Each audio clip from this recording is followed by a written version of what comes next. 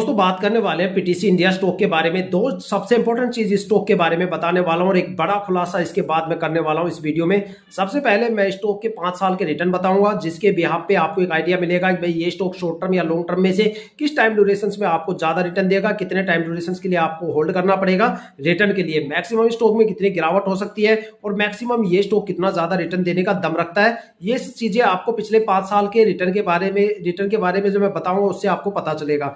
दूसरा, holding pattern के बारे में। देखो, किसी भी स्टॉक में इन्वेस्टमेंट करने से पहले उस स्टॉक का होल्डिंग पैटर्न जानना काफी ज्यादा जरूरी होता है। अगर आप उस स्टॉक के 5 साल के रिटर्न और होल्डिंग पैटर्न को समझ जाते हो तो समझ लो आपने उस स्टॉक की 60 से लेके 80% तक की जो डीप फंडामेंटल एनालिसिस है वो आपने मात्र 3 मिनट की शॉर्ट वीडियो में कर डाली।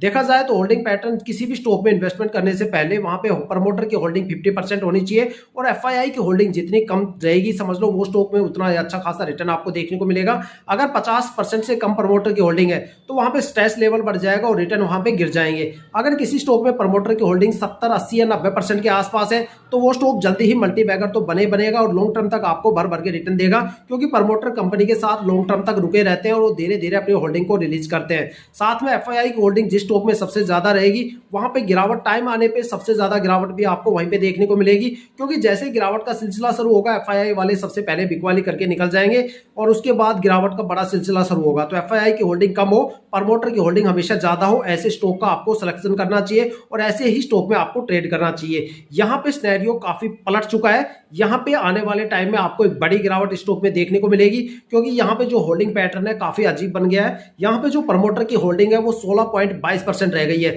साथ में यहां पे पब्लिक इन्वेस्टर 32.5% के करीब है और एफआईआई यहां पे 33% के करीब है, 33.25% के आसपास। तो देखा जाए तो दोनों टक्कर में है। सारी होल्डिंग प्रमोटर पब्लिक इन्वेस्टर्स और एफआईआई के पास है। प्रमोटर अचानक से यहां पे गिर गए और इसी वजह से स्टॉक के अंदर पिछले 5 साल से रिटर्न लगातार गिरते हुए जा रहे हैं और अब तो स्टॉक में जबरदस्त लेवल की गिरावट होनी स्टार्ट हो गई है। देखा जाए इसकी पिछले 5 साल के रिटर्न बताता हूं। 5 साल में स्टॉक ने 165% का रिटर्न दिया जब वहां पे प्रमोटर की होल्डिंग काफी ज्यादा थी। उसके बाद 4 साल में स्टॉक ने 155% का रिटर्न दिया, प्रमोटर की होल्डिंग थोड़ी कम हो गई।